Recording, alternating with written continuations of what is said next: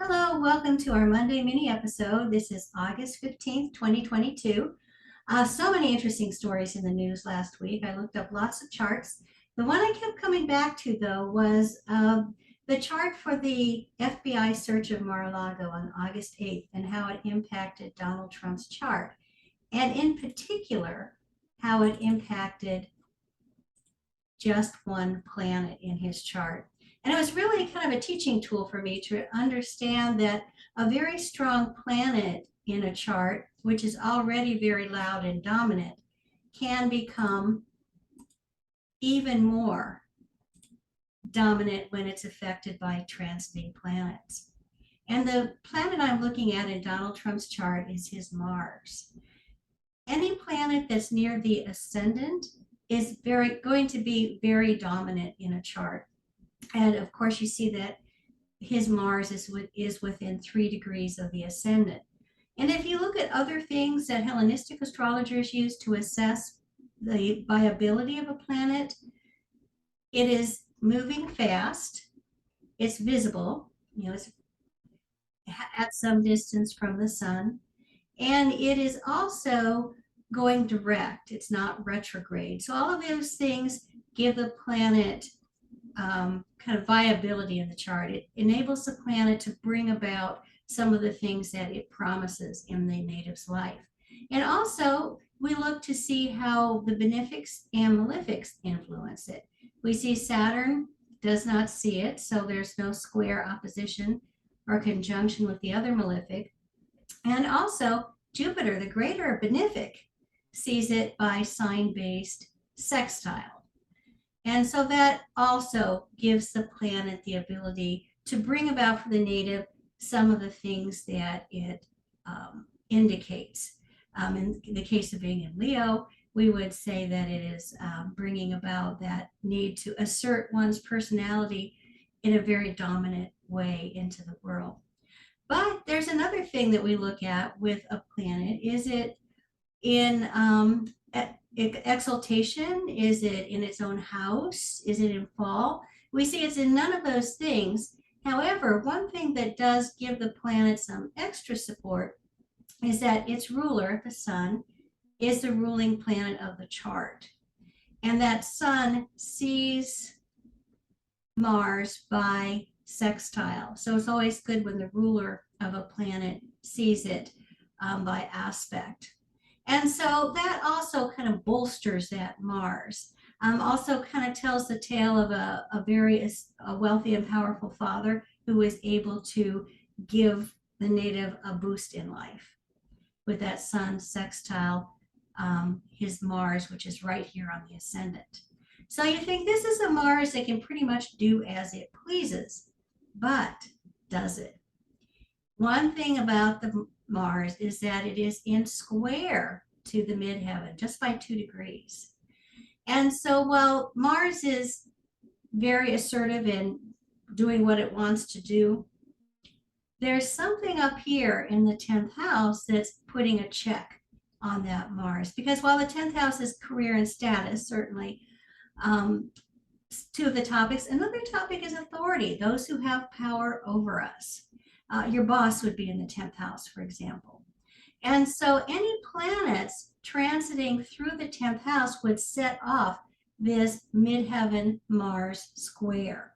So this is a person who has kind of baked into his chart that he's going to be very willful and asserting what he wants into the world, but there are going to be checks. This even goes back as far as when Donald Trump was a boy. He was sent off to military school because his parents were having a difficult time managing him. And so any planets in the 10th house are also in what's called the superior position to that Mars. They're going to prevail. What places them in a superior position is that they rise ahead of Mars.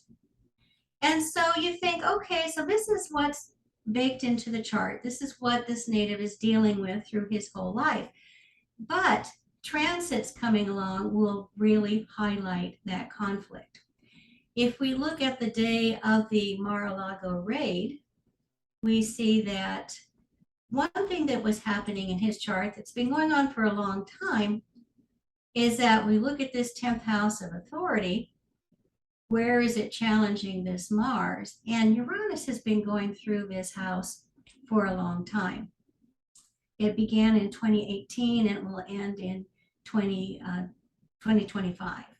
And so during this 7-year period, this issue of authority is going to kind of pop up, almost like coming out of nowhere, sort of like you're playing a video game that you squelch one opponent, then another pops up, and kind of a whack-a-mole type of energy. And so this is a person who's going to have to be reenacting this, wanting to assert his will against authority on a lot of different fronts, and it will come up unexpectedly where he's not particularly seeing it coming.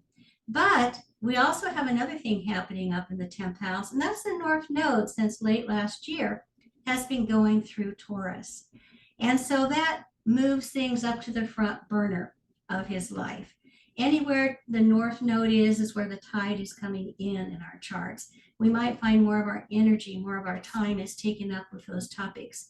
And so the North Node also, career status, very emphasized, but also this issue of authority and particularly unexpected oppositions to authority, unexpected conflicts, and all of that is emphasized this summer as the North Node and Uranus came together. But there's a third player in this game, and that's Mars.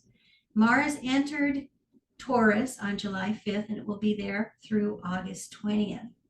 And so Mars turns up the heat wherever it's transiting. And as it came across this North Node and Uranus over the past couple of weeks, it's been, again, waking up that emphasis on someone, authority stepping in and challenging someone's will to assert his own, kind of like, this is what I want to do, and authority saying no. And so Mars is just about, over the next few, is just about at a exact square to his natal Mars. So that again kind of wakes up that kind of desire to kind of kick against authority, and Mars up here is authority kind of kicking back.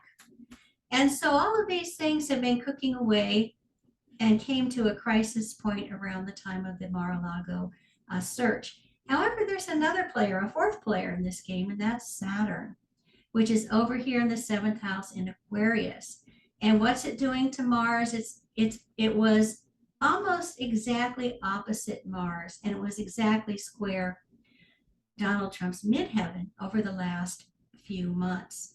Mars, remember, entered Aquarius in December of 2020 when Donald Trump lost the election. So this idea of having opponents kind of thrusting themselves against his will and restricting him, limiting him, Saturn, is part of the promise of this Saturn going through his 7th house and opposing Mars. We think of the 7th house as being marriage, but it's also that those people that we're in combat with. If you're being sued, for example, your opponent would be in the 7th house.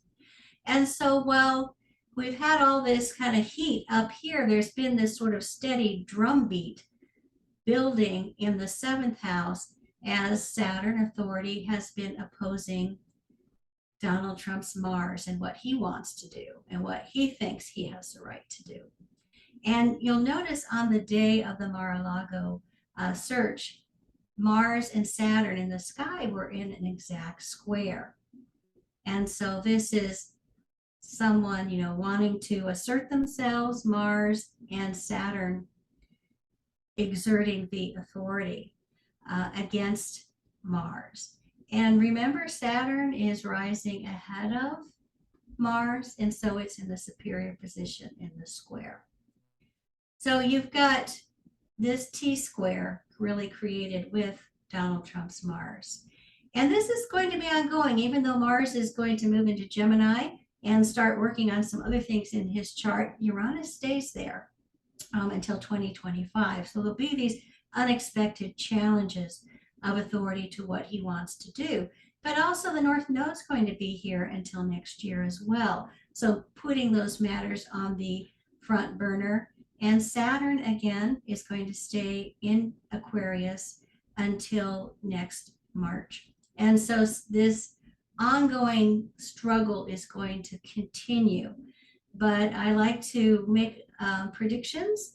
And so I would say that eventually the authorities are going to prevail. I'm not exactly sure how that's going to play out or what's going to happen, but I think having Mars in opposition, I'm sorry, Saturn in opposition to Mars, moving early next year into an exact opposition with Mars is going to shift, the ability of Donald Trump to continue to kick against and resist authority. It's going to lessen his ability to do that as Mars opposes Mars. And in an opposition, after the transiting planet reaches the opposition, it moves into a superior position to that planet, because at that point it will be rising ahead of that other planet. And so I see that shift happening early next year, January, February, when authorities will be prevailing against Donald Trump. And then remember this ongoing Uranus, kind of the upsets, challenges from authority to his will are going to continue through 2025 with a very sharp square happening in September and October of 2024. So that's kind of interesting to think that will be, excuse me, at the next election. And so that shows that there's going to be that same,